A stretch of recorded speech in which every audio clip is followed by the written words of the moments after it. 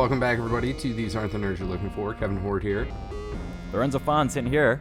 Hey, we got a guest today. We got Gary Roby from Harry Lots Potter of Minute. shows. Harry Potter Yeah, Minute, lots of shows. Yeah, Thank what else you got, man? What else you got going on? While we've all been in quarantine trying to figure out how to, what are we going to do with everyone being home, the bookstore that I work for started its own podcast, so I've been doing that. That's called A Galaxy Not So Far Away. Our store's called Mysterious Galaxy. It's a genre fiction bookstore, so it's specifically sci-fi, fantasy, mystery, young adult titles. We do a lot of conventions and stuff, so we've been doing a podcast and talking to authors and doing that whole thing. Nice. Yeah. Super nice. Brand new. Did you guys do the mild reopening with the Phase 2 stuff in California here, or? We've started doing. Actually, I don't know if I know what you're asking. The curbside. Oh, business yes, we have, Yeah. absolutely. Sorry, I thought that's what you were asking, but I wanted to be sure before I answered it. Right. We've started doing curbside pickup again as of a couple days ago, but we're only doing it for set hours because a lot of our staff are still immunocompromised or in situations where it's harder for them to go into the store anyway. Yeah. So we're trying to balance both. I think we're going to start having people in the store again pretty soon, but I don't know how soon we'll open doors to customers. Right. Yeah. And it's Kevin and I start every episode with a quick update, but we're always hey, we're filming or recording this on May 19th because the situation keeps on changing. Gonna be, by the time people hear this, it could be completely different. Oh yeah. Yeah, every time. Technically last week's episode was yesterday for Lorenzo and I. Okay. Yeah. But it'll be a week separated from when listeners are hearing this. So Yeah. we did kind of tirade on COVID-19 for, I don't know, 10 minutes at the beginning of last week's episode, but you guys don't need to listen to that today because that was yesterday, and honestly, not much has changed in the past 23 hours. So No, we're here. We're here at least. yeah. And what are we talking about, Kevin? What are we actually here for? Yeah, I don't even know, man. Talk about the Clone Wars, right? Season 4, I'm down to talk episode about the Clone 21. Wars. Brothers is what we got. Yes. Written by Katie Lucas again this week. Directed by Bosco Ing. Yep. I don't even know what the season production 4. is. I got season 4, episode 21, production code of 413. Yeah. With What's an the release air date of March 9th, 2012. Cool. Yeah. So So, those are the straight out the details gate, there. this one starts with the red logo, Clone Wars. Yes, I made that note too. Is this the first time we've seen the red logo? I think this is the first time that we've seen an alternate color other than the yellow. I also Yes. made this note. I was going to ask you guys, so I'm glad we're on the I'm same glad page Kevin's here. keeping track. Yeah. Yeah, I I'm glad think Kevin's that- keeping track. Yep. I'll add a column to the spreadsheet, yellow, yellow, yellow, yellow for 90, and then it'll be red, and then we'll go from there. Yeah. We'll start paying attention to the different logos from here on out. Not that they change wildly other than yellow to red, but I think yeah. the droid specific episodes are blue. I don't think that I we've don't know seen if a that's blue one true. yet. I know I that don't blue know if does that's true, come but I think in there at is a some blue point in one. time. And I think it's There- one of the droid episodes. Yes. I don't think yeah. I agree with you, Gary, but I think that up until this point, this is the first time somebody Yeah. was like, "Hey, Hey, the what if color's what if we did the logo in a different color to set the tone?" I remember watching this the first time and being so struck, what does this mean? Some deep change is setting in the show. Yeah. And it's the most simple change too that can definitely all three of us are oh shit. It alters the mood of what's about to come, right? All of a sudden, wait, no, Oh, this for is sure. something sinister as Right. For will sure. come up. Just So Gary, we even just a start noticeable every change, episode talking about the fortune cookie at the beginning, and we take this little quote and we force it upon somebody in the Star Wars universe, and this is something that I should have given you a heads up about, but Sure. I totally didn't. The fortune cookie is a fallen enemy may rise again, but the reconciled one is truly vanquished. Okay. Lorenzo, who you got here? This one is again. Last week's was a little clunky, and this one's sort of clunky too. I don't know who would have said this in the Star Wars universe. I'm gonna just throw out like Darth Bane for one reason or another. I don't agree with myself, but feel free to argue my point. Gary, this happens pretty much like 50% of the times where like sometimes we're like, oh, this definitely is a Yoda quote. Yoda could definitely have said this. This is like a cool little life thing that Yoda would have said. And then the other half of the times where we're like, Shmi? Yeah, Shmi was last week. Yeah. A lot of the times Lorenzo says, I didn't even think about it. I don't really care. Let's move on. And then I just beat the dead tauntaun. We continue doing it. I'm trying to come up with some rationalization of maybe why. like a Last Jedi era Luke. Okay. Because the thing about like the fallen enemy, and then like the reconciliation, like, that seems like a theme that he was dealing with in The Last Jedi, in nearly killing his nephew. Or I'm getting like an Obi-Wan Kenobi vibe, but like a young Obi-Wan vibe. Yeah. Or maybe even like a Qui-Gon. I think Qui-Gon makes sense a little bit. I'm agonizing over the second part. The reconciled one is truly vanquished. Because that does, that does sort of conjure like, I don't want to say Darth Vader, Anakin Sky, like the redemption of Vader, right? Like, Right. if he had survived, that's still a thing to. He's still a fallen like. There's always that potential to still go bad, right? Like, I don't think that if Obi-Wan had ended the fight with Maul on Naboo by like the two of them becoming friends, I don't think that means that Maul's never going to go bad again. I 100% agree with you. Right. This is it's spoiler alert, Maul's in this episode. Sorry, guys. Well, like, to be fair, because this is kind of a discussion Kevin and I had last week where I didn't actually agree with the statement the fortune cookie was actually making, which made it harder.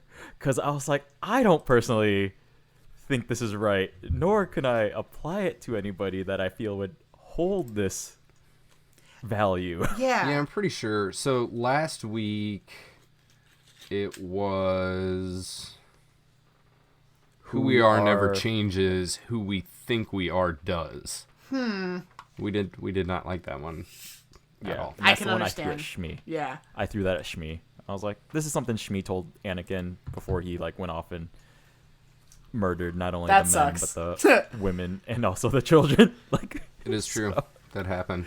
I saw It it. did happen.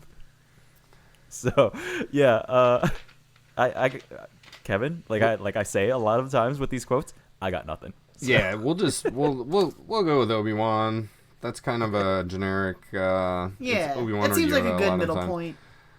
So, Gary, this came from my ultimate understanding of Star Wars things, and when the Clone Wars first aired, I just assumed that every single one of these was a Yoda quote. I did too.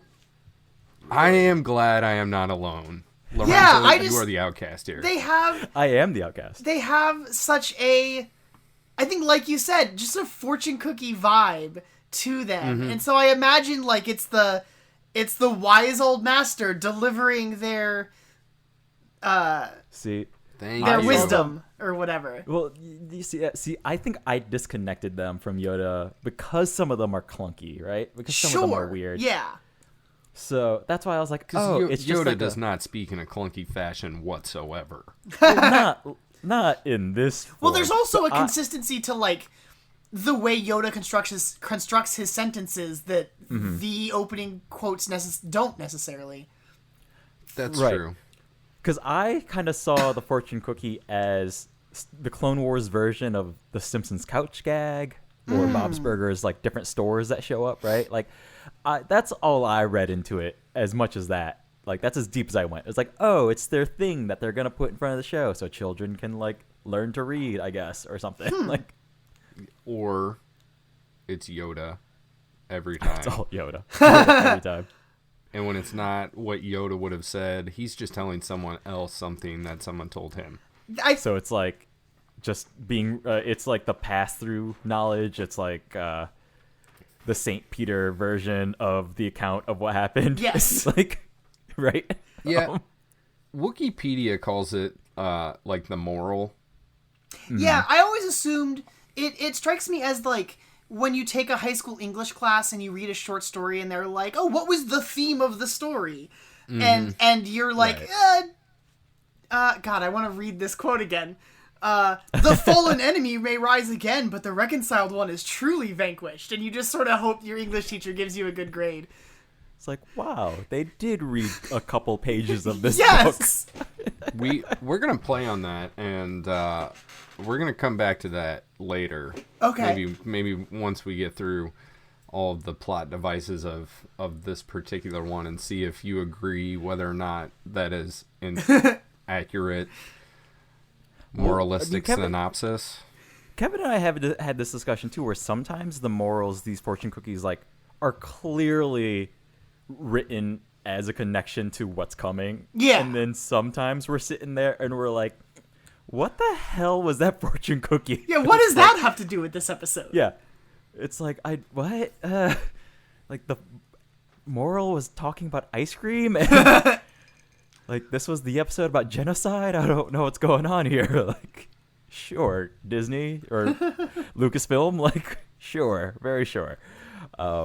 But yeah, should we get into the episode proper here? I thought that was the end of it, right? I mean, we introed the name everything. of it, and then we talked about the fortune cookie, and then that's tells us all what we need to there know, right? After the fortune cookie, we got a newsreel. No, yeah. Mm-hmm. Yes. This is basically a recap of the Savage Opress arc. Yes. And then as we transition into the episode proper, Talzin is sending Opress to find his brother. It's been so long since we saw Savage. Does he know who his brother is?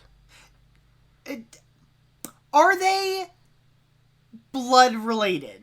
Like I believe brothers? that they are, and even weirder, I believe Mother Talzin is actually their mother. Like, she birthed these two. I had a lot of questions about, like, Dathomir culture because of this episode. Because, like, the men and women on Dathomir live completely separately. We, like, barely see them interact with each other. Correct. I just... But, like, they can't be purely, completely isolated cultures because then you'd never have new members in your... Are there, like, Dathomirian kids running around somewhere? We don't see them. We only see, like, the Nightbrothers and the Nightsisters, exactly. and they are separated. But there has to be, like, some sabbatical or something where they go off to Dathomir land. I'm not really sure. Is it, like, some weird, like the fish have to climb up the ladder to, like, go back to the homeland and then I don't know, find man. a mate? Like, so on Dathomir, it is a maternal run society, right? So so I would imagine that there's probably like a yearly hunt almost where the women like go over to I could believe this.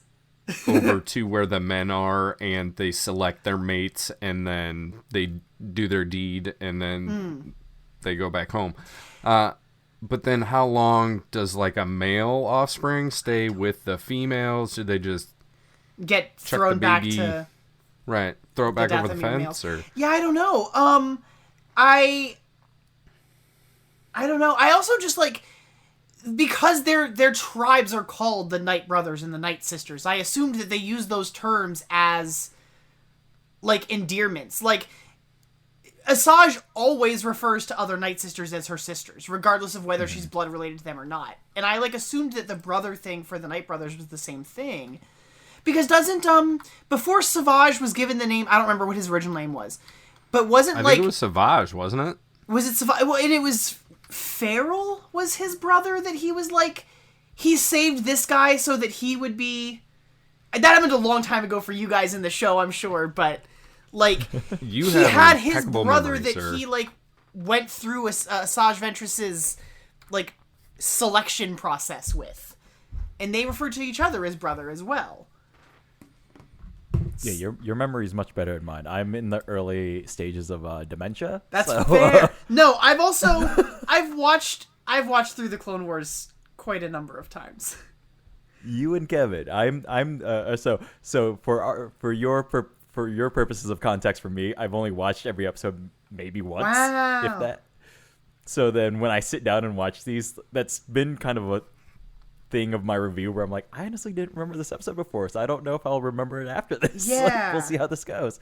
Or like other episodes, I'm like, I do remember this one, so clearly it left an impression on me. It makes for a good show. Yeah, but as to those details that you just I don't. spat out, I got nothing. So Yeah. what I'm seeing is that Savage is the older brother of Maul. Interesting. Yeah, because that's all I've got too. I was under the impression that for Savage and Maul and Talzin, they are of blood relation and not Interesting. just the cultural brotherhood of man. Yeah. as it were. Wikipedia does mention that in Savage's like selection process when he was like fighting Ventress, he was forced to kill his own brother, Farrell. It says he killed Farrell, comma, his own brother, comma, as part of a final test, and became Count Dooku's apprentice. See now we. I wish like Wikipedia just like kept getting deeper and deeper where like brother was also blue and you like click on that and it's like Yeah! brother in the sense of the Dathomites does not mean blood relation. You'd be like, yes. Yeah, it's fantastic. hard to tell, I think, because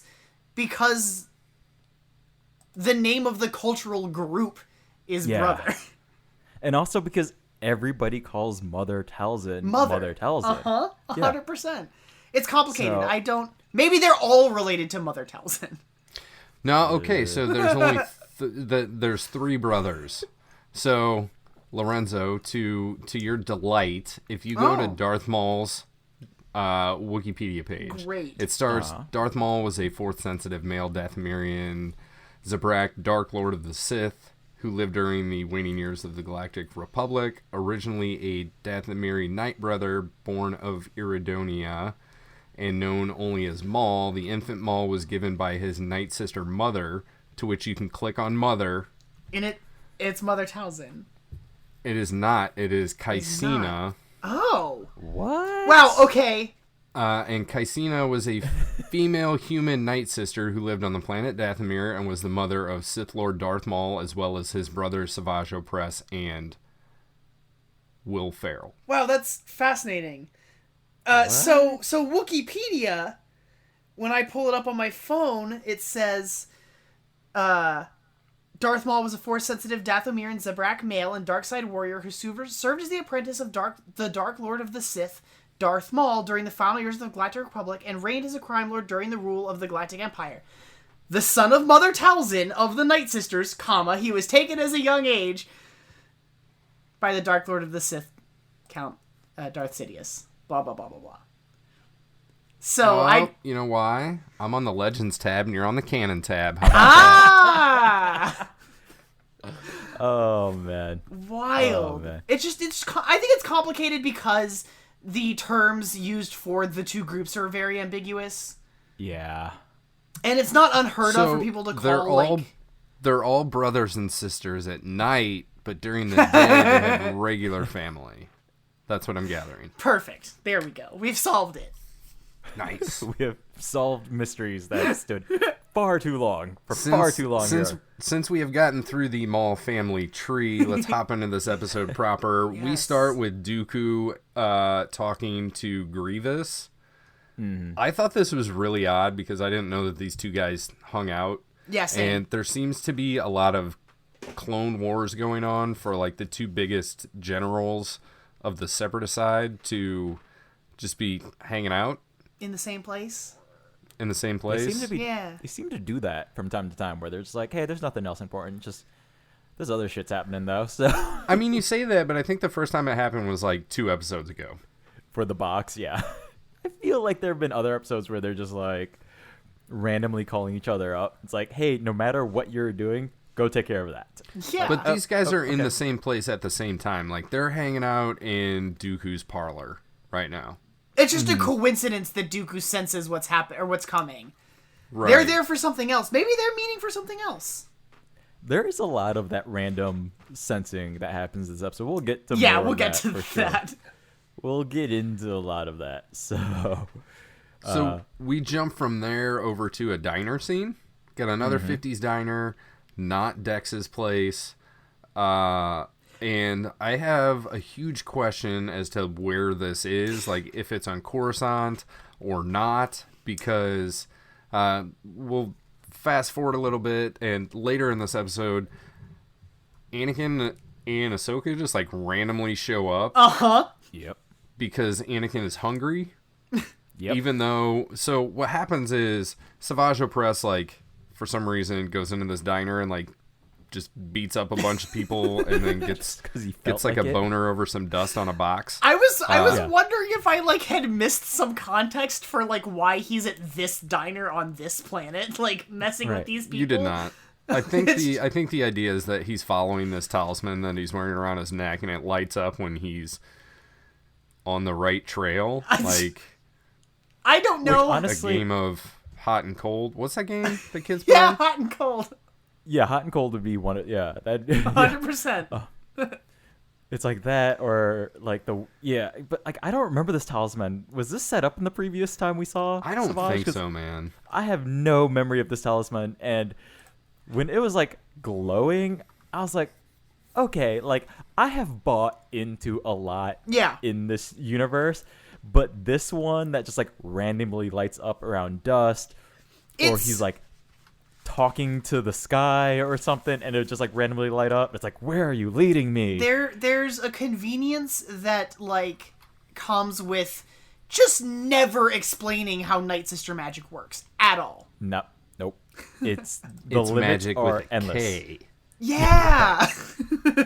Yeah, like the limits are endless, because like that's like basically every other line I have in my notes too is like, what are the limits of this magic?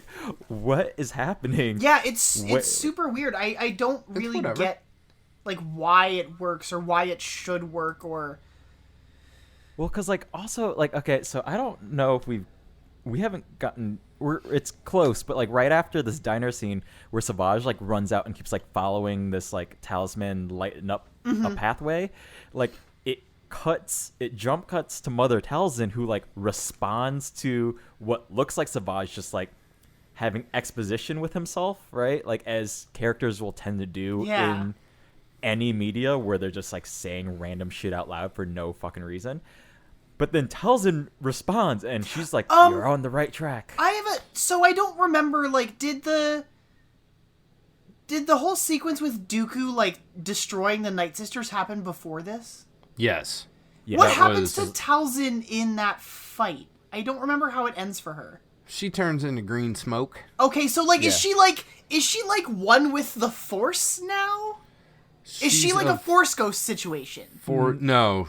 She Not is a Force ghost, like, Jedi style, but... No, No. because she has like this misty mist, green mist transportation thing that she can do, so she can like morph herself into the mist, I guess, or like okay. dissolve herself into the mist, and then that's essentially what happened. So yeah, that Got attack it. on the Nightsisters would have been 2 weeks ago, Gotcha. and shit did not go their way, right? No, But definitely not. Mother Talzin and Asajj Ventress are the two They, that like, made survived. it out alive. Okay. Yeah. Yeah. Because like my question then is like, where is she? Because she keeps doing this thing where, or not keeps doing, but she eventually, skipping ahead, she comes back, but then disappears again. I think Yeah. she's in her house, man. I think she just has like a place of residence on Dathomir, and I always assumed there was like a crystal ball situation involved. I don't know if that's established anywhere, but that's just my impression I get of her. She seems to just like be in tune with what's going on with the members of her tribe. Yes. And so I did Yes. look it up. This talisman is the talisman of finding, and she did give it to Savage back in the day, Witches of the Mist. Witches of Mist, way back when, like a season and a half ago, right? Wow. Yeah. Yeah, so it's been It a would've long been- while. Mid to late season 3. I like to think that Savage has just been like stumbling around the galaxy for the last year. I feel like he's just been going to diners. Like, I'm pretty roughing sure my people up. brother is hungry. It's gonna be like, do you guys remember the video game Shenmue? I don't know I why. haven't played it, but I know of it.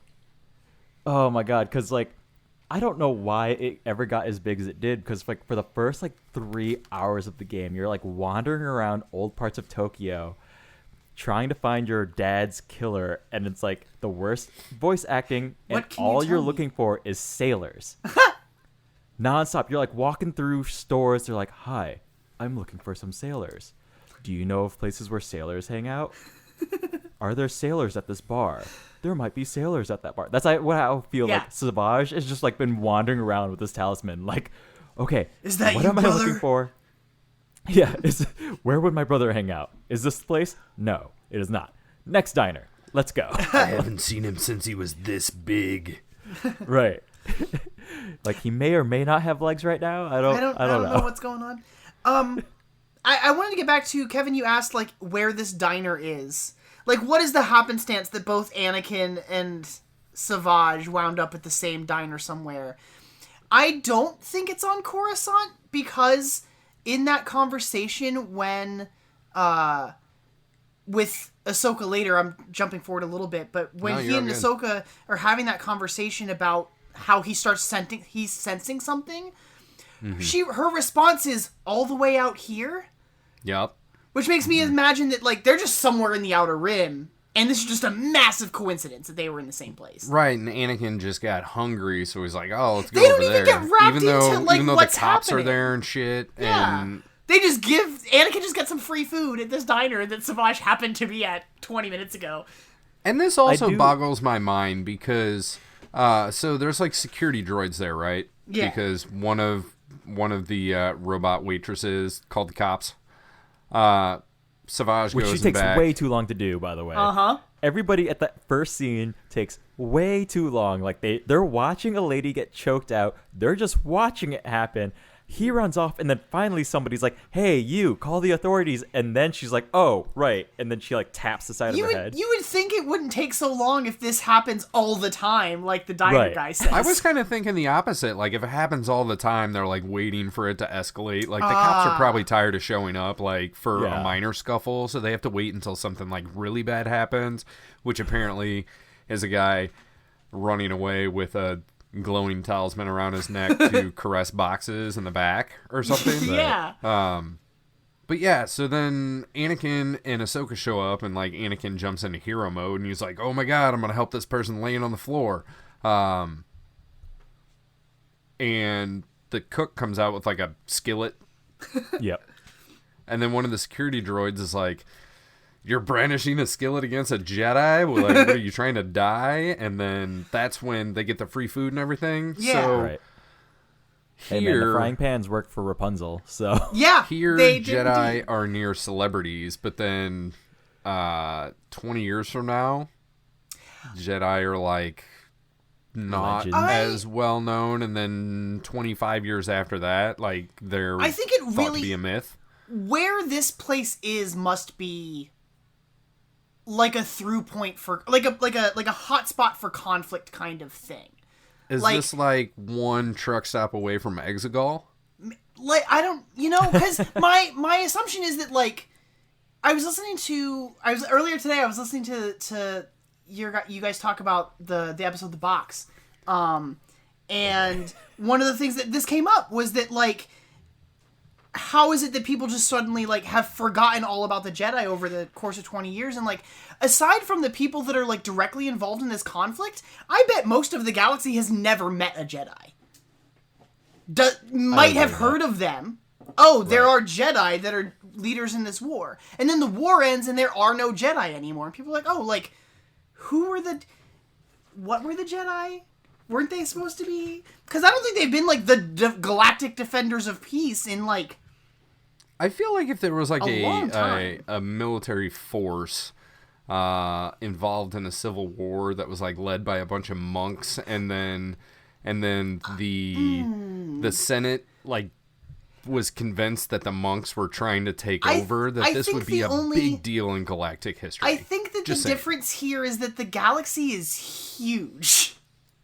Also, I think for the most part, the galaxy is probably also indifferent, maybe too. Like, yeah, okay. Like, yeah, you know, if you have a, I don't know how many planets are canonically in the Star Wars galaxy, or whatever. 14. But I imagine that like 90% of those might not actually see any real conflict in any of these wars that are taking place. And if all the Jedi are operating out of Coruscant in the core, the further away you get from the center of the galaxy, the less likely you're going to know about the political structure of the Jedi Order, or like their involvement in the conflict that never even made it to your planet. Okay, fair enough. But I don't know. It still seems bizarre to me because they also have like the HoloNet. Like if everyone has the internet, then you'd think you'd know about what's going on in the galactic conflict that's lasted for the last 3 years. I was going to bring up like a really real thing that I hadn't thought of. This is the weirdest context to bring this up in. Sure. But on a trip almost 10 years ago now to Saigon in Vietnam, I had looked up, there was like a tiny memorial for, I don't know if you guys are aware, but like a monk in protest burned himself. Set himself on fire. Yep. In the middle of the street. And now there's a memorial there for him, right? Which is very interesting because he was protesting the war, but you know, in current communist Vietnam, they're like, oh yeah, no, that's cool. Like, piece of history, go for it. So I found out that exists, and it had only been built within like the last couple of years when we were visiting. My mom had no idea this happened. No clue. Like, she lived down the street. You know? That's wild. To be fair, she was around 12 when they left, so she was a child. Okay. You know? But still, like, the idea that like within one generation that there are stories or events that kind of get lost, even if no matter how close you were in there, or like to some degree even being that close, there could be a level of like perhaps shelter that is like happening around them, right? That totally makes sense, but then I also feel like, because your mom would be like in between like being current with news and then like the next generation where that would be like historical and they would learn about that. Right. So your mom falls like in there. So I'm sure there's some of that stuff going on in the Star Wars universe as well. Right. But I also don't think that there's much in the way of education, like mass education. Yeah, there's not like what's the school system like in the Star Wars either galaxy? Jedi or homeschooled. I guess or Jedi homeschooling. I don't know how much you guys reference like stuff that comes up in like comics and books and like ancillary material, but I read recently there is a middle grade book called Force Collector that takes place like I think like right before Force Awakens happens. Okay. And it's about a kid. He's like, it's like very middle school. He's like, oh, he's in a school, actually. There's like just straight up a school, like you'd imagine a middle school in America school in this book. So maybe there is a school system. But he has just enough force that like he can touch stuff and get like sense memories from it. But people that go to school with him don't believe the Jedi even ever existed. They believed that the Jedi were like a part of the propaganda of the Clone Wars. And like the Imperial system that lasted for 20 years after that erased the Jedi completely from people's knowledge, know-how, whatever. Like, oh no, like that wasn't a real thing that happened. Like, there are none around. Have you ever met a Jedi? Right. People that can move stuff with their mind. Preposterous. Right. Well, again, using another real-world historical thing, re-education camps in Vietnam after the fact were a very real thing. Like, you know, part of my family went through some of that, History is written by the victors. Right, absolutely. The Empire won, the Jedi were wiped out, and what Jedi? There's no Jedi, there's no threat. Yeah.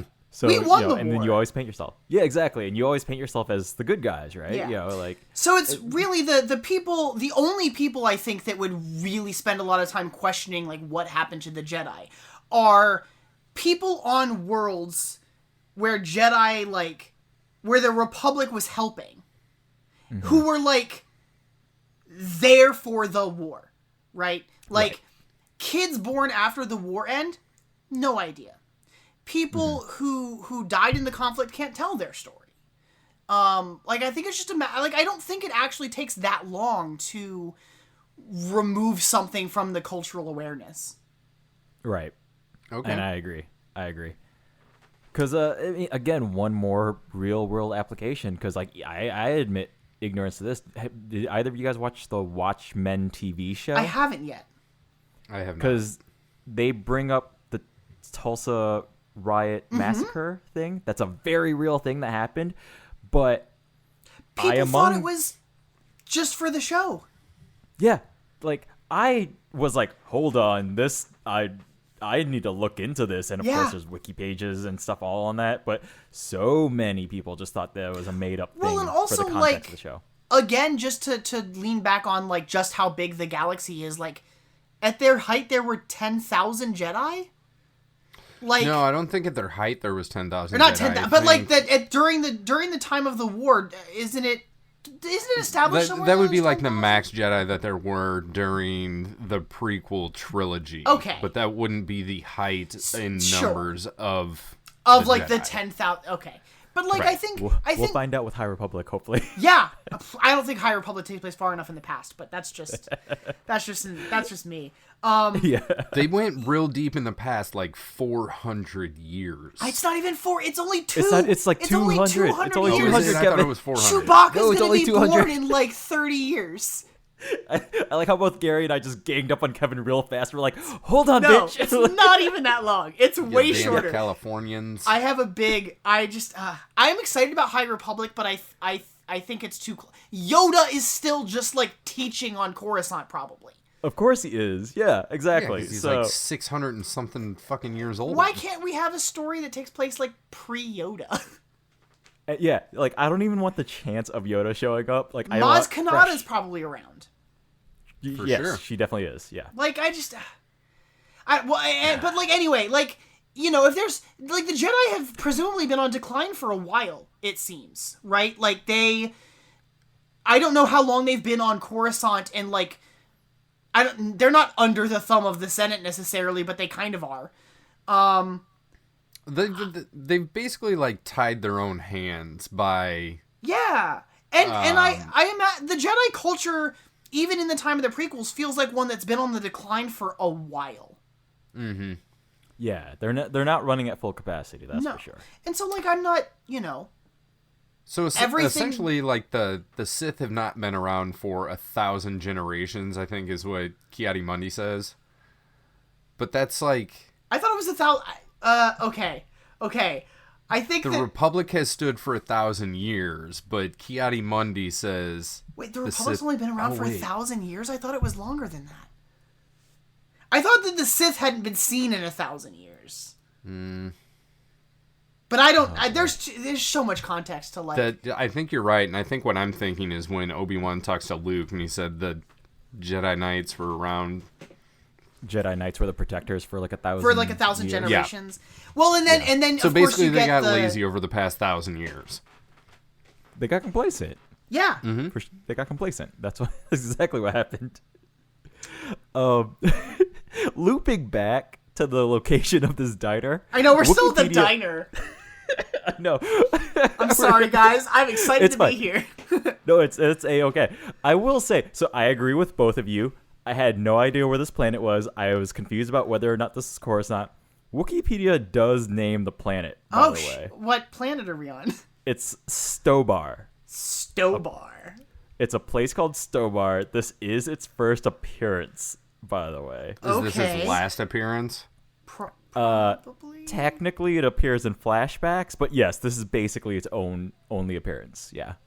So by flashback, it probably means it's gonna appear in some future newsreel, perhaps. I mean, we got to be honest here. Katie Lucas wrote this episode. Her dad's like, George Lucas likes 50s diners, so that's why we're at a diner in the middle of fucking nowhere. I'm okay with diners in Star Wars, I think. I am totally okay with diners in Star Wars also. Savage Opress, I don't think is okay with diners because we've already decided he's been going diner to diner and wrecking shop, throwing people around and then running in the back and licking boxes. So the talisman tells him that the dust on the boxes is where he's going to find his brother, and this leads him to jump on a ship outside that is taking off that I guess he had seen these boxes unloaded from. Presumably. Anyway, that leads him to a trash planet. We do get a little cutaway with Asajj Ventress in the cantina on Tatooine, talking to Lats from last week. I think that's all we see her in this episode, right? Yep. Yep. I think so. No, I think you're right too. Sorry, I watched both this episode and the next one, and I was mixing scenes. You start up. melding them. Yep. Yeah. Easy to do. Easy. Well, because then we see her, and then we cut back to what you were mentioning, Gary, with that moment where Anakin senses something in the forest. Yeah. And Ahsoka questions. We kind of glossed past it. Actually, we didn't talk about like Dooku and Grievous. Dooku like senses something is coming, and he specifically says it's something sinister. Mm-hmm. And then when we see Asajj in the cantina, she describes him as a monster. Right. Yes. And then when we have Anakin I think and that's Ahsoka, just an episode title drop because I'm pretty sure that when Savage becomes like beast mode Savage, it's monster. I think the title of that episode is Monster. But you are correct. Anakin also calls him something sinister. Says he senses something sinister. Right. I think it's interesting that both he and Dooku use the same language to describe this like feeling that they have. So my question to both of you guys is that with this cutaway to Asajj on Tatooine, was it necessary at all to have that establishing shot of Anakin and Ahsoka on the same planet, or could we have just cut to them randomly to establish that this disturbance in the Force is happening? I think it kind of confuses it the way that they're jumping back and forth to eatery locations. Mm-hmm. Yeah. It's hard to know where anyone is, I think, a little bit. Yeah, because so as we've discussed, this is the only time we see Asajj. That's the last time we see Anakin and Ahsoka. And I kind of honestly didn't need both of them to establish that something sinister was coming. So this is the third time, and it's not the last time in this episode. Doesn't even need to be either of them. Like, why is Anakin the one who's sensing this something sinister? Right. Because he's hungry. Because they just coincidentally happen to go to the same diner in all of the galaxy. In the most random back corner of the galaxy. The day before Maul is going to be found. Joints and all the diners, if you know what I mean. I guess.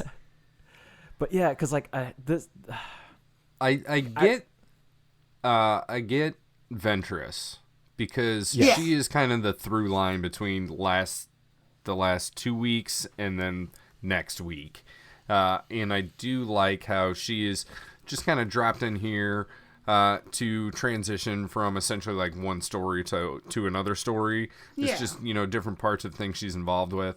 The whole Anakin Ahsoka thing is, I don't know. I could have done without the Dooku Grievous thing at the beginning of this episode. Like, we could have just jumped straight into the diner. I agree that we could have skipped the Dooku Grievous stuff. If we're going to keep the Dooku Grievous stuff, I think I'd rather it be Obi-Wan and not Anakin sensing this threat. I agree. Because it's a threat towards Obi-Wan. Yep. But he doesn't even seem to like know that doesn't sense anything before his interaction with Yoda later in the episode. It's because as far he's as we're aware. Hungry. Oh, it's all about his stomach. It's all about the stomach. Yeah. That's real reason he was sensing a disturbance at the beginning of Phantom Menace. His mind was elusive because he was thinking about food. Yes. Is there like a space Taco Bell that just disturbs everything? Like, I hope so, man. oh man. Okay, so I think we're all in agreement that Anakin is his involvement is questionable. Yeah. At best. So let's drag this out and talk about Ahsoka now. No? Right. We get a sizable chunk of the episode. We're like maybe 5 minutes in at this point. The middle third to 2/3 is Savage taking this ship to a trash planet. Yeah. My immediate question is, why was the ship receiving a shipment from the trash planet? And why did he deliver it to the diner? Right. I don't know. Regardless of that, Savage he doesn't even like steal this guy's ship. Like, he kind of commandeers it and makes the guy fly there. And then I totally thought the dude died because he says something to piss off Savage, and Savage like throws him into the wall, and you totally hear some bone snapping. But then after that, and he doesn't move. Yeah, and he doesn't move, and he's like scorpioned over. So, right. Like, but then after that, you see a body fall out like the bottom, right? And you hear him like yell. So like, the guy's alive. He was just I don't know.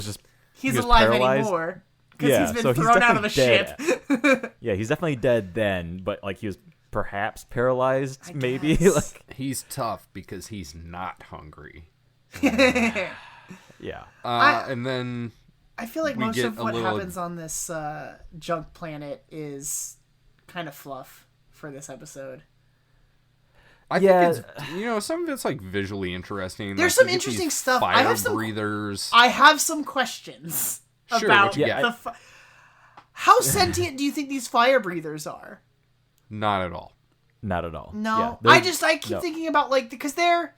I don't even think they're droids. I think they're machines. Do you think they're operated by someone? Like, is there people inside them? Oh. Yes.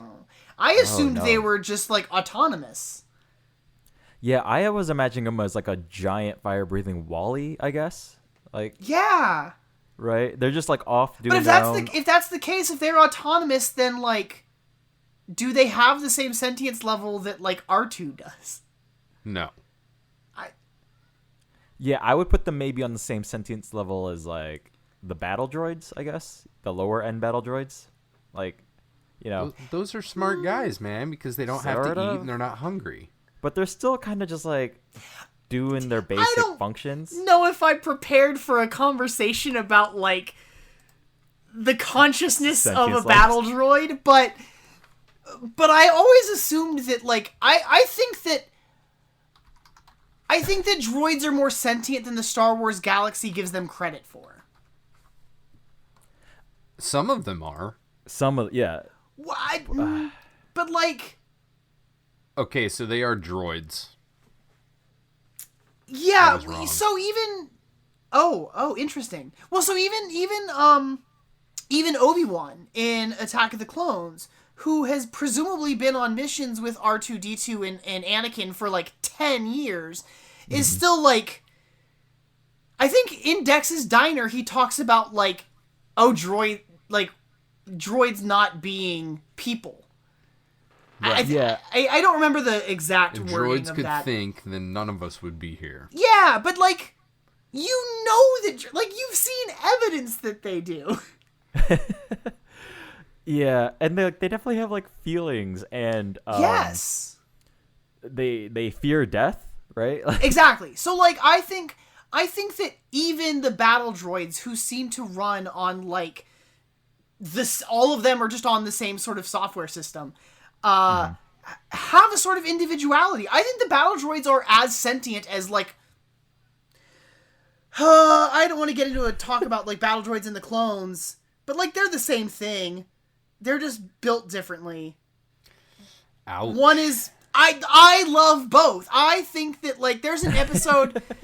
This is a rabbit hole that has nothing to do with this episode, actually. Hey, if you ever go back to the early episodes of this podcast, some of them are literally 3 hours long because Kevin and I kept going through every goddamn rabbit hole. I believe it. I understand. Like, yeah, there's so much to like pick at here, and like that's why we do podcasts like these, right? Like, is to Lorenzo used to have a beef with Godzilla and James Bond. Oh yeah. Wait. And Katy Like Perry. I kept poking episode. fun of Katy Perry for a okay. long time. That's no, because like I thought these were like all part of the same beef. no, because like He has for a a beef while, with Godzilla, They- James Bond, and they Katy might have Perry. well, because I forgot about that era of our own podcast where I would always assign somebody in an episode as being the Taylor Swift and somebody in the episode as being the Katy Perry. Amazing. It's true. And I have not done that in a long time. But it sounds like they're releasing a single together, so that There you friendship go. has mended. So that they're chill, it sounds like. And that totally ties into our fortune cookie. We'll get back to that one. Gary, what other boy. questions do you have about this trash planet here, other than the fire breathers, which we I did wanna find talk out about- are droids? I want to talk about Morley a little bit. Yes, please. The trash eel? Yeah, is he the only like snake person that we see in Star Wars? No. No. Do you remember the Reiko Hardin arc where Obi-Wan Oh, goes that's the undercover? terrible Obi-Wan. Yeah. Okay. Yes. There's a bartender that is a snake-like thing. Plus you What? have the Dianoga. Okay. All right. Sure. So I'm minimum So- saying 2.5. Okay. So I don't know. I like Morley a lot. A lot. Like, I think he is that Morley one of is an my favorite interesting- auxiliary characters that I 100% forgot about until he's I got rewatched this episode. he's got a great voice, He does. and I think that like I like his laugh a lot. I agree with you as well. There's a moment in this episode where they encounter some Junkers, and I thought the Junkers were pointless. Not gonna lie. I don't think they're necessary to the episode, but I mean, there's a lot of the stuff in this episode that I think you could have. I think a lot of what's happening on this planet could be trimmed. You're right. But I'm interested in the Junkers' design. Are the Junkers a species, or are they like a collective? So are they like the Gorfas or the native Tatooiners, right? Or Yeah. the Tusken Raiders or the Sand People, depending on what you want to call them? Or like, the they all look Junkers- the same underneath their covering. Yeah, I don't know. But after the fight happens, Morley has this really great laugh where he's like, "Oh, I had no reason to be like worried," kind of thing. He's just so delighted that Savage was able to just like tear them apart like it was nothing. He's got a trash eel cackle. He's got a great cackle. He does have a great cackle. When he betrays, spoilers for like 5 minutes from now, when he betrays Savage, his cackle as he's falling down into the depths of the planet is great. Is wonderful. Yeah, I villain love cackle. that he just lets Savage set this whole thing up. He's like, "Oh, acid rain. We have to hide from that. Uh-huh. Like, maybe over here." And then Savage can tell something's going on because he like stomps on this plate and like Yeah. the floor and the plate's moving because he's like really sad, mad. Savage is kind of an idiot. I feel like before Mother Talzin like beefed him up, he was more like thoughtful about like what he's doing. Nah, But then he's all Savage- brawn, no brain, man. No, I think it's all a result of like the transformation he went through. I 'Cause, don't yeah, think he- he was that smart to begin with. Otherwise, wouldn't he have been selected? Right? Maybe. He was willing to sacrifice himself to save his brother, and then Mother Talzin like did something to him, and then he killed his brother. Like, Yep. I think that there But was then like a he big saved warping. his other that- brother. Yeah. I don't know. I just the thing that always makes me laugh in this episode is like Savage comes into this hut, and he has his glowing medallion, and he's like, this must be the place. And then he finds a bunch of bodies, and then the medallion goes dark, and he's like, Mother Talzin betrayed me! And is just like pissed, just mad, just irrational anger all of a sudden. Like, what?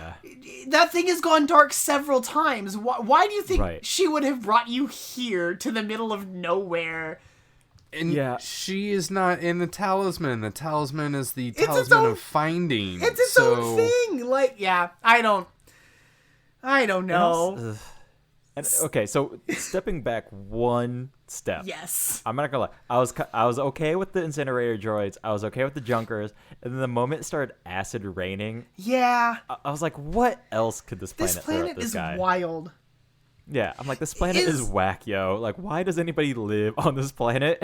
Is this because this they planet? don't have a means to get off the planet? Is this planet in the same? This planet is called Dathomir.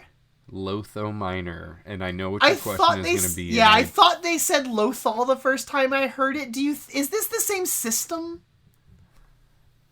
I'm just gonna say no. I'm gonna just say that's a coincidence. It's just So Dave Filoni, on occasion, gets stuck on like a word or a name or something. Like one of the earliest named clone troopers is Chopper. That doesn't surprise me. Yeah, I think he has his bag he likes to draw from. Yeah.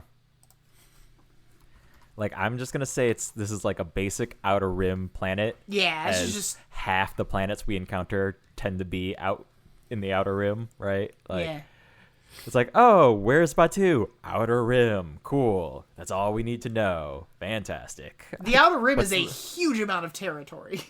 Yeah.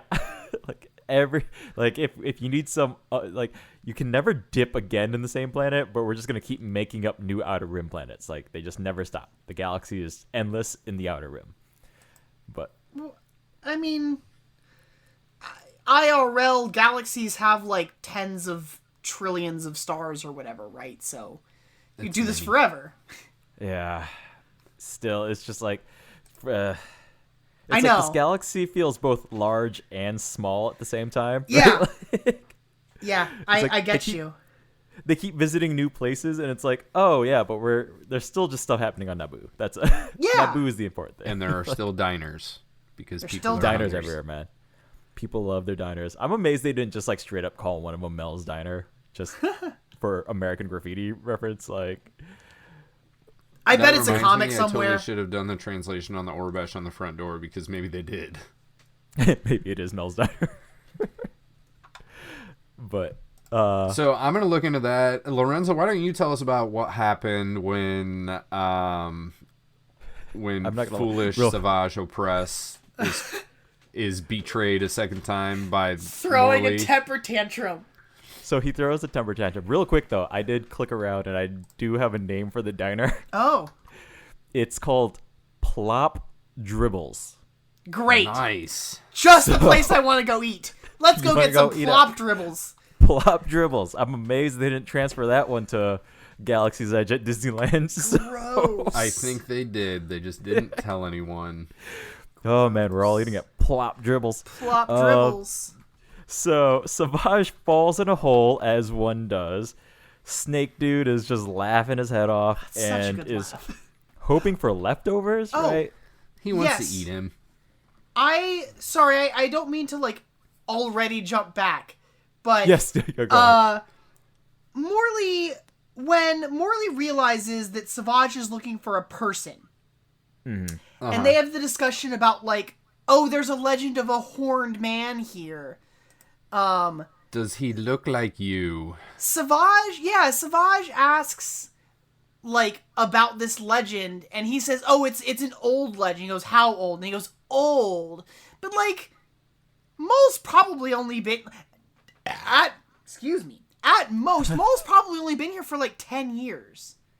Right? That's it. That's not an old legend.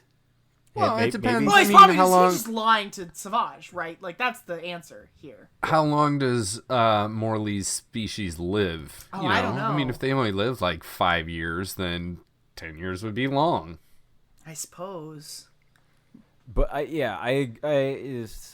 I was figuring Morley was just kind of stringing. Yeah, he's just Savage along. he's just lying. He doesn't know that there's a connection here, or if he does, he doesn't care. He sees a meal that hasn't been ruined by acid rain. Yeah, he's just I hungry. maybe the thought acid rain that helps. he was lying about acid rain, but then they do like the effect. Because it hear starts the raining, sizzle. and I thought he was like, "Oh, we got to get out of the acid rain. Like, let's go over there, seek shelter." But no, it was the thing. Definitely, it's definitely a thing. That's when I was like, I think in my notes too, I was like, this is the planet of random obstacles. Yeah, this planet just sucks. This is why they just drop their junk there. Right. They're like, throw it there. The acid rain will take care of it. It'll dissolve everything. It'll be fine. It'll be fine. It'll return to the planet from whence it did not came.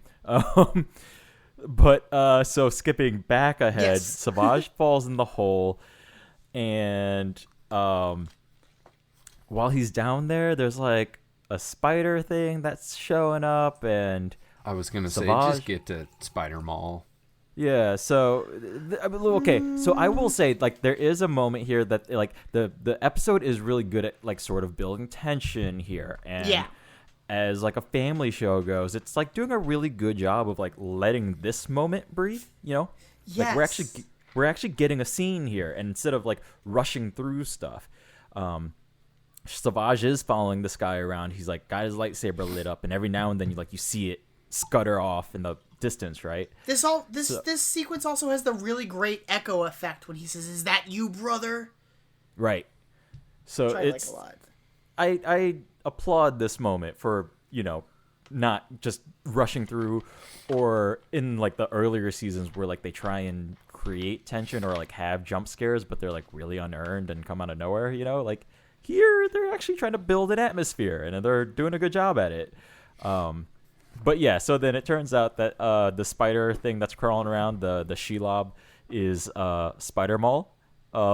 So we got a Spider Mall. Somehow he is a half spider cyborg. He's lost his goddamn mind. He has definitely lost his goddamn mind. Super lost. He appears to have like some hut situation, like some orphan home, like in Wreck-It Ralph, where you find out Vanellope is like some weird orphan living by herself, right? Yeah. It's like a trash cave. It is Yes. like a trash cave. So did he build this and then there are just layers upon layers of trash on top of it? Or did he dig down like one of those digging wolf spider things that like make their nest underground?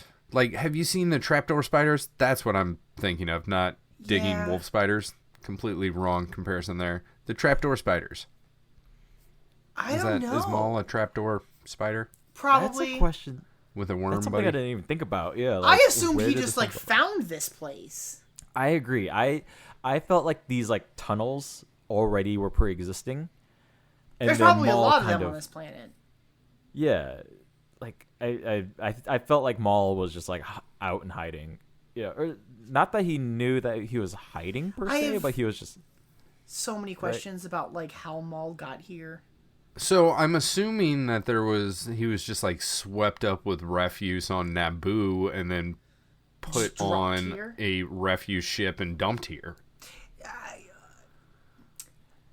How long do you think a sufficiently angry Sith can survive without a lower half?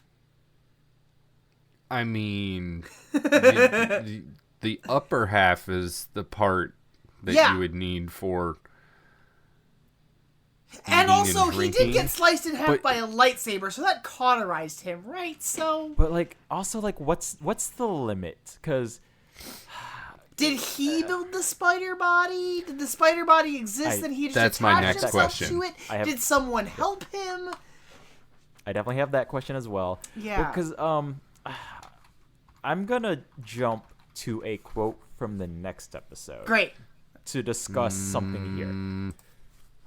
I know that's sort of breaking a rule for us, but in the following episode, so spoilers for the next episode, there is a meeting between Maul and Kenobi, and Kenobi says, I should have gone for the neck. Yeah.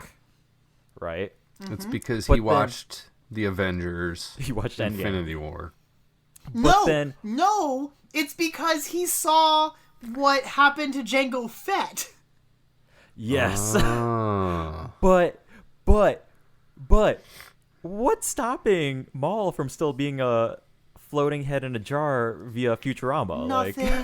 Nothing at this point, Right? actually. Unfortunately. I don't know, man. Like, I think that some sort of, like, assistance must have been... I would like to believe that someone must have helped Maul on Naboo before he wound up here on Dathomir. Because, like, the thought of, like, a half-corpse getting dragged across the galaxy and still managing to cobble himself together and survive for 10 years is a lot. Because, because back to your other question, did he build the legs? Did he cobble together the legs? He doesn't seem to have the mental capacity to, like, take care of himself at all. Right. Yeah, he's definitely There's like is it an amnesia situation? Like, I don't really understand. His mental state is very frayed. So, according to canon, what happened is, like, when he fell down the vent, when he got his lower half chopped off, he grabbed, like, something, right? Sure. On the side of the vent, and then it says he made his way to a trash compactor. Maul's shattered body was dumped into the junkyard world of Dathomir, where he lived in the bowels of the planet and had his legs replaced by a six-limbed apparatus that allowed him to walk again. Had his legs replaced implies a third party, I think. Yeah. But, so God, that's weird, wild. That's wild. I mean, yeah. I think Maul is, like, the most resilient being in the galaxy. I agree with you. I don't think he is actually dead. Ever. No. Same. No, he never dies. He always lives inside of all of us. Yeah. Yeah, I don't know. But the snake dude shows back up. Morley shows back up. Yeah, because he's hungry. Yeah, because he was waiting for the leftovers. But then he makes a mistake there because Savage is like, yo, you bastard, and then grabs Morley and then just straight up murks him. Do you think that they got away with showing this, like, brutal murder on a kid's show because he's a snake? No, I think it's because it's season 4, because we've seen more of this. You're right. It has gotten progressively darker as the show is going on. Yeah. Like, there definitely is that episode where Ventress, like, kisses the clone and then runs him through. Yeah. So we started with, like, death off camera, and then death came to camera, and then it was like, if there was, like, a lightsaber penetration, you would see, like, the lightsaber out the back. Like, you would hear it activate, and then you would see it out the back, or you would see the like, smoking hole. I feel like so it's, like, kind of escalating, but I'm sure because it is a snake man, that does have something to do with it. Yeah, this definitely feels the most, like,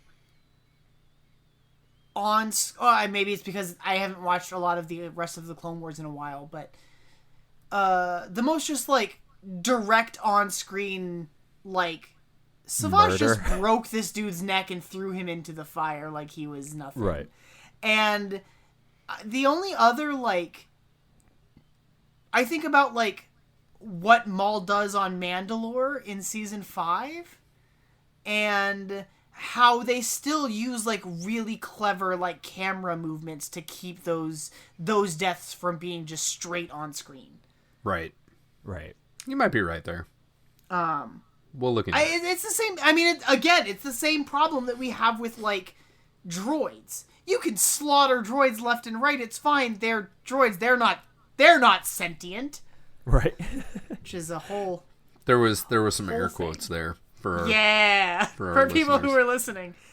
Hey, TVY7 it's A-okay, man. Dude, I feel bad for the droids because I think that there's an episode dealing with Death Watch where the Death Watch group have, like, droids in their encampment, and they're, like, shooting them for fun, and the droids are like, please, no, and it's devastating. That's, like, brutal stuff. Pretty terrible. And we don't talk about it because they're droids. Yeah. Because like one of the droids even is like, why, Yes, why? exactly. Every time I'm just like, this is rough, buddy. Well, because like, okay, there's an interesting thing about I think this is okay. So stepping outside of Star Wars for a hot second, the context of how our culture operates is really interesting to me. As somebody who has been watching The Last Dance, have either of you guys started watching that? No. I don't think I've watching even heard of it. That's the documentary about Michael Jordan's time with the Chicago Bulls. Yes, right? okay.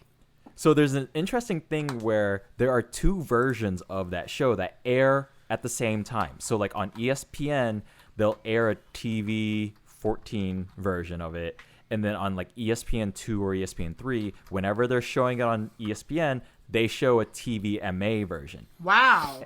And the only reasons it's TVMA is because they drop a lot of F-bombs.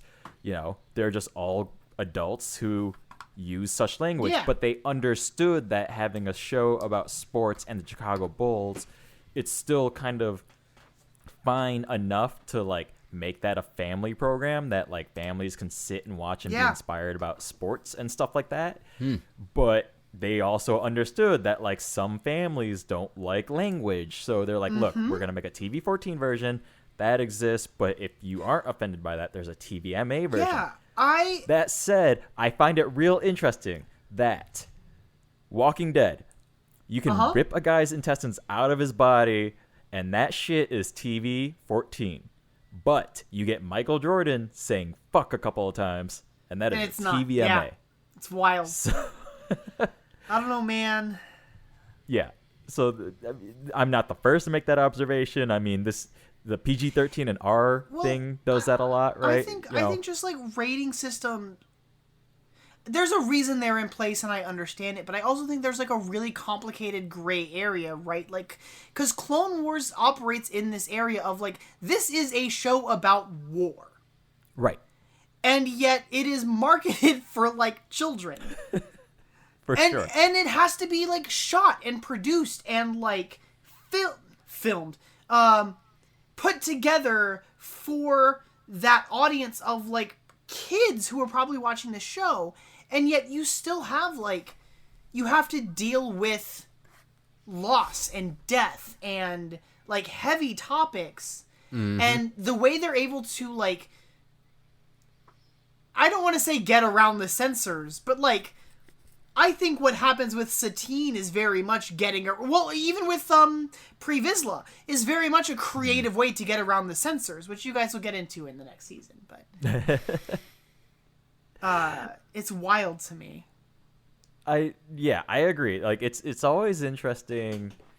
It's more interesting to me the family material, shall we say? So like not even like children's material, but like the family material that isn't afraid of those topics, right? Like because like I had a cousin who somehow had never seen the 1937 Snow White, hadn't seen the original Pinocchio, stuff like that.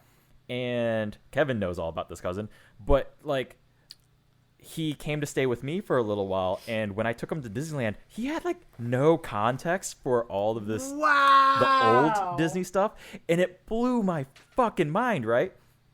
But he was like this 19-year-old who was like too cool for like all those cartoon things. But then I was like, no, you should probably watch that. Like I have all of them on Blu-ray, so like when I'm at work, dude, like you hang out, but like I'm telling you, you should probably watch Snow White. So he was like, oh, right, like how scary could it be? And then like I come back like later after work, and he's like, yo, that witch was scary as hell. I was like, I fucking told you, like that shit is fucked up. Like, you know. So but just the idea that like you kind of forget that the huntsman's job was to cut out Snow White's heart and put it in a box and bring it back to the queen. And like it's kind of brutal. And like I don't know, that's why I think maybe it's because I'm watching this episode in like an isolated context. I didn't watch the season to prepare for this. Sorry, I didn't either. Loud. And and seeing Savage just like snap this guy's neck and like toss him aside like he's a creature and not like a sentient being is like kind of heavy. There definitely has been a ladder step going on with the amount of violence and or execution that we see on screen. Well, I think it's the longer the war goes on. I think they do a really good job of showing the progression of like things are getting more serious. We're moving into a different age of the galaxy. Mm-hmm. It's not even. I don't even think it's just like a. So again, looking at it from like a real world context too. Yeah. I think there was just like in season 1, Kevin knows how I feel about like my viewpoint of the early episodes and the movie, especially the theatrical film, where it's like, oh, you have this fart joke of a vehicle of a baby hut, you know, and that's the level Star Wars is at there, right? Back in 2008, it's like, oh, it's going to be fart jokes and all this stuff. And that's exactly where we are, even though this is the Clone Wars. Yep. And then I forgot about Rhoda. It's such a hard... No. It's so hard to, like, recommend the show to people who aren't, like, deep Star Wars fans in the way that, like, I think a lot of us who, like the Clone Wars are. Because it's... There's a slog to get through before you get to the point where, like, we're actually saying something. Well, yes. So, that's exactly kind of what... You succinctly said it much better than I ever would. But that's... Kevin and I have had this discussion, so, like, for your reference, too. Sure. I was the Star Wars fan that, like, growing up, I would get into, like, the video games and stuff like that, but I never got heavy into the books. To me, it was the movies. The movies were it. Like, that's all I cared about. Like, the other detail was there. And then when Clone Wars came out, I fully admit now that I did not get into it based off of that movie alone. No. You know, I saw that movie and I was like, nope, that is not the Star Wars I want to be a part of. You can have it. That's great. You know, if you enjoy it, have fun with Rhoda. Yeah. But I'm out, you know. And then as the show progressed, and I admit to not ever picking up the show beyond the movie until Disney bought it, threw out all of canon, and then went, no, never mind. Clone Wars will stay in. We're not throwing Clone Wars out. And then I was like, fuck, I guess I should watch Clone Wars now. Watch Clone Wars if that's a thing, because by that point, then like the Ahsoka fans had come out and there was like this deep love for it. I'm like, then there was a bandwagon for you to jump on. The whole show, the show grows in a very fascinating way, and I'm always impressed with, especially in, I mean, just in TV in general, but especially in like animation, where you can have characters that do actually like change and develop and like progress over the course of the show, because I think, God, in the time that Clone Wars started, even most television, including cartoons, your characters are pretty much the same people in every episode. Like, here's a premise, here are the characters that you know and love, here's like what's going to happen, but like the stakes are pretty much the same start to finish. And because Clone Wars has the show as a whole has an arc, right? We know this war lasts 3 years, we know that we know where this has to end. Mm-hmm. And so you introduce characters and realize, oh, I need to build them up to meet the standard that this movie has achieved, or whatever, you know. Well, when you know, especially with a show like this, where like, you know, the end goal is Revenge of the Sith. Yes, exactly. This show isn't SpongeBob where it can go on for 18 seasons and nothing changes. I can just drop in at any point and not be lost. Yeah. Clone Wars has a narrative.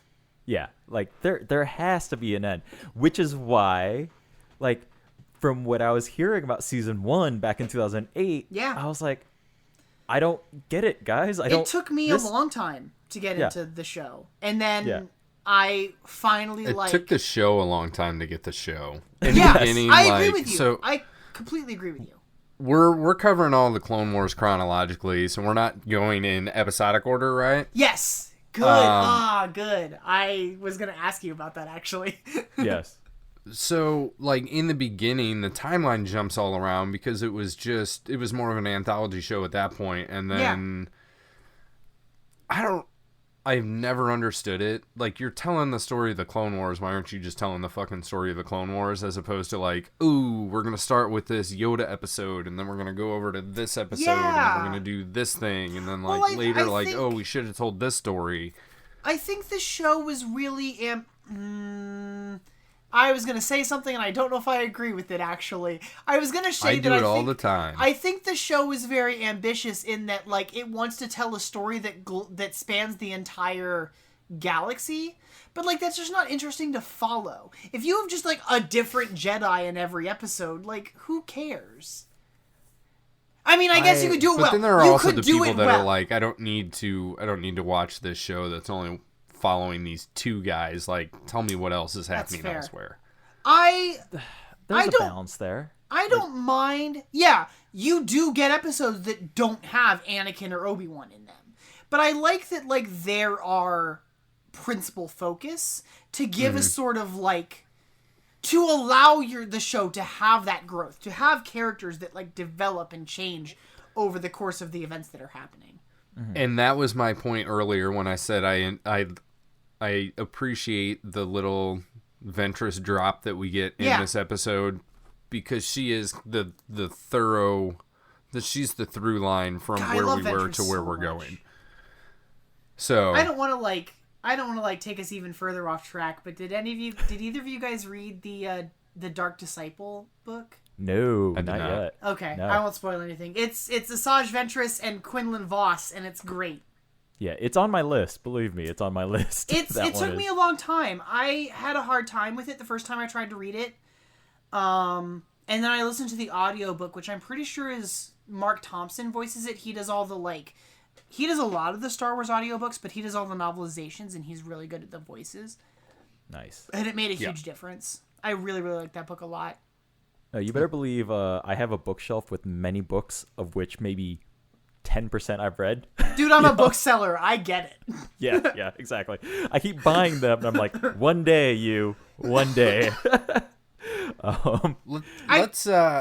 Let's refocus a little bit, hop back to this one, and just blast through the rest of this plot, and then we can continue on where we were. And I feel like kind of bad because, like, the last portion of this episode is what I feel is a little more interesting, and that somehow Savage gets Maul, like, onto a ship and takes him to Dathomir to Mother Talzin. Mother Talzin coaxes Maul out of the ship with a little green orb, and then there is a leg rebuilding situation going on. Wait. No?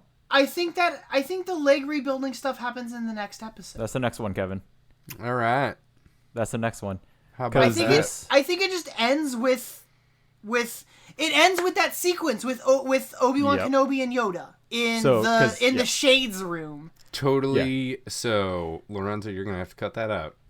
Nope, I'm leaving it. Right. So, I'm lazy. I'm lazy when it comes to editing this. Okay, so recap for the end. Morley dies. Savage and Maul have a conversation, and basically all we get out of it is that Maul be crazy, and Maul has a bloodlust of killing Obi-Wan Kenobi, and then little would you know, we cut over to Yoda, who is feeling something happening in the Force, and then Obi-Wan walks in. Obi-Wan does mention that Yoda asks Obi-Wan, did you feel it too?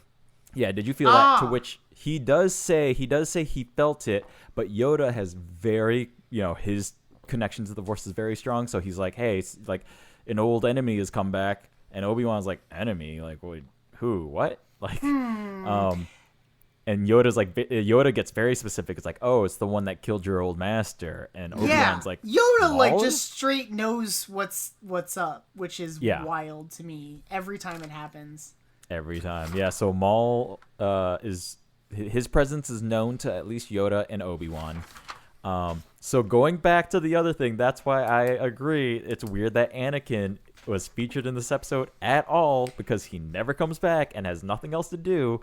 But then at the end of the episode, we get Yoda and Obi-Wan freaking out about somebody coming back, and then that's when we cue loud music, Irison, and that's the credits. Yeah, it's Darth Maul alive, and then credits roll.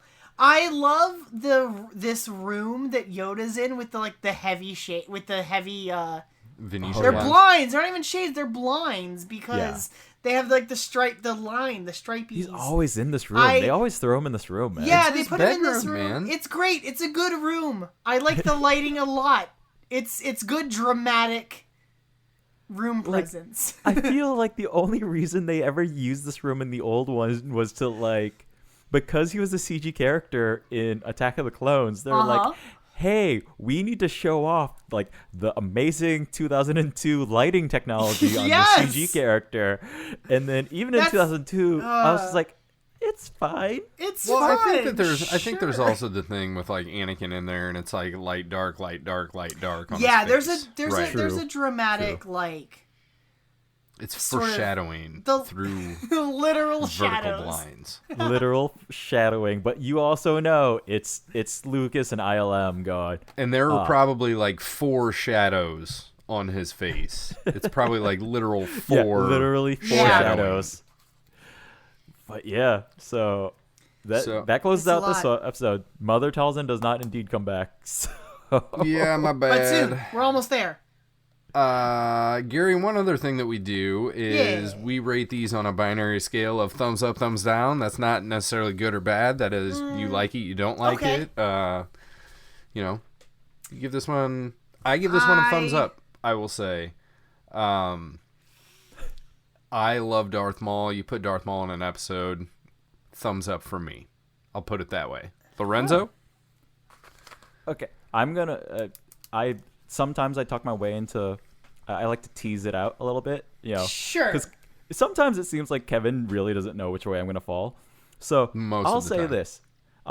This is an episode I do remember because Maul is sort of an important character to the Clone Wars. So this is an episode that stuck with me. The previous episode I had no memory of.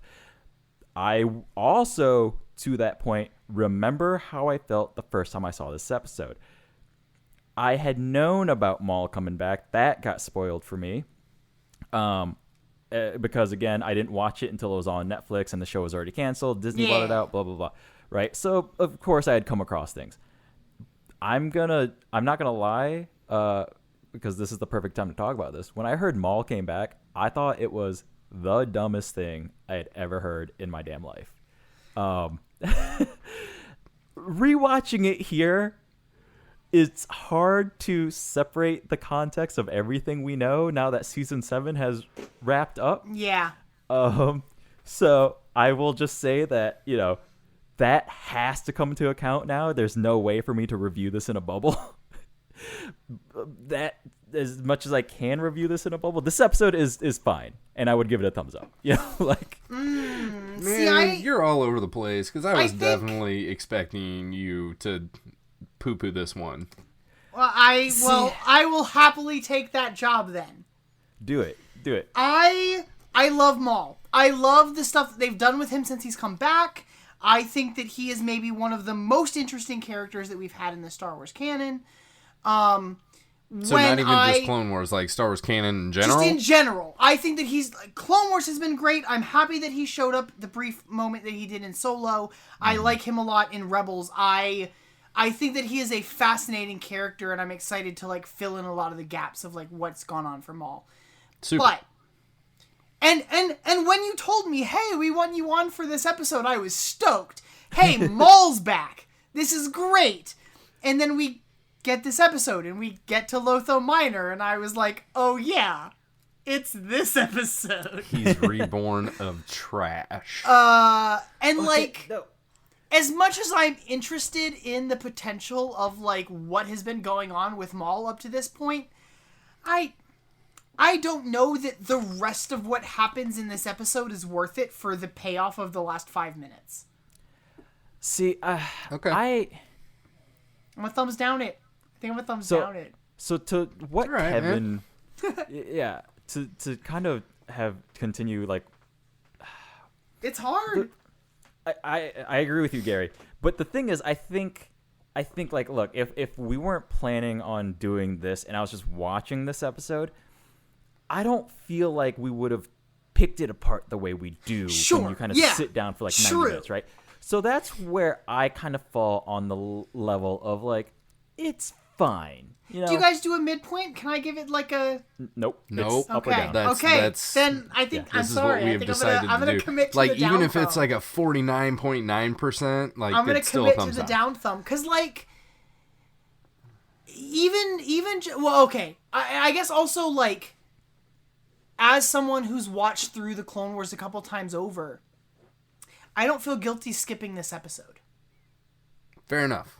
Right, because I think that's the definition of a thumbs down for you. Maul appearing in this episode for the first time since we've seen him in Phantom Menace is an interesting thing. And like seeing the sort of design that they've given him with like the spider body is fine. But I don't think that this does anything interesting for like his character, for like the overall arc of what's happening in the Clone Wars. Like, see, I agree with Maul's you. back. Again, I agree with you there. I just think like as a standalone episode, I think at least starting with Savage, there are definitely some weird left turns. Yeah. You know, the Anakin thing is that one still is super weird. But like as just like watching it progress, you know, even though he's just like you're on this random obstacle planet, you know, it's still visually interesting and it still kind of like moves. Yeah. At the pace it needs to. I think the middle third of this episode is kind of dull. Mm-hmm. Just like wandering the planet. And like I get why you need to do like some establishing on like where Maul has ended up. It's just not interesting to me. Yeah, fair enough. Fair enough. Yeah. All right. And anything else anybody has on this episode? I think we have discussed many things. Many. We have discussed things that aren't in this episode. Apparently, Lots. Yeah, I think I did that. Thanks for having me. Yeah, of course. Kevin, you want to do our usual wrap up? Sure. First, Gary, you want to plug anything? Yeah, please plug away. Sure, yeah. If people want to follow me, you can follow me on Twitter at the Gary Roby. That's ROBY for my last name. I usually just retweet stuff there, but I'll tweet about like what's going on with Harry Potter Minute, the podcast I do. It's a Movies by Minutes podcast going through the Harry Potter films. We've done the first 2 seasons, and I have not even begun the third yet because Harry Potter is long and exhausting. You can also find me on the Dueling Genre Patreon network doing Scott Pilgrim Minute with Scott Corelli, Nick Jimenez, Cassandra Fredrickson, and Brian Green, which is a lot of fun. Or you can check out Mysterious Galaxy Bookstore. That's Mist Galaxy Books, mystgalaxy.com is our website. And we have a podcast over there called A Galaxy Not So Far Away, talking about like book topics and doing author interviews and things like that. So lots of places on the internet to find me. A very busy man. Super. Yeah. We Too really many appreciate you podcasts. coming on. I'm delighted you guys had me. We've been talking about doing this for a long time, so. For sure. Yeah, I'm not the best at scheduling things. I And I have syncing yet to things up. start the 3rd Harry Potter season, so I get it. That's all right. I'm sure everybody is eagerly anticipating that. I know that I am.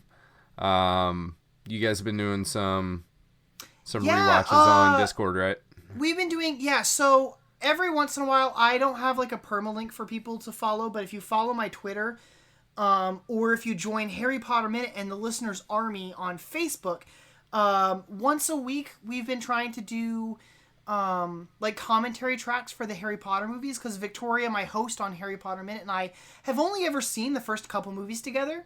Mm-hmm. So over the course of quarantine, while we've all been trapped at home, the two of us have been watching the movies and doing like commentary tracks and engaging with like whatever chat people that join us to watch the movie with us in the chat on Discord. So you can follow us there. I'll be tweeting out links. It'll probably happen for... Actually, they're probably all going to be done by the time this happens, but they'll be on the Harry Potter Minute the Harry Potter Minute podcast feed at some point in the near future. Cool. Awesome. We've got 3 people behind the scenes on our end. At They Call Me K-Dub on Twitter.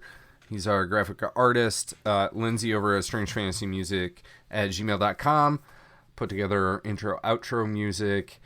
And Anthony at Blue the Beard on Twitter was kind enough to put together our website, which is notthenerds.com. If you want to reach out to us, whatever, get some information, YouTube feeds, all that jazz, head on over to notthenerds.com. Reach out to us in any way you like. Aside from that, next week we have an episode called Revenge. I can only imagine what's going to happen in that. Maybe Darth Maul is going to get some new legs. I don't know. Nope. More junkers. Maybe he'll change his name to more Lieutenant junkers. Dan. It's just more junkers. We shall see. But until then, I've been Kevin. I've been Lorenzo, and also... And I'm Gary. Yeah. These are the nerds you're looking for. Bye-bye. Bye. Damn it, we both did it.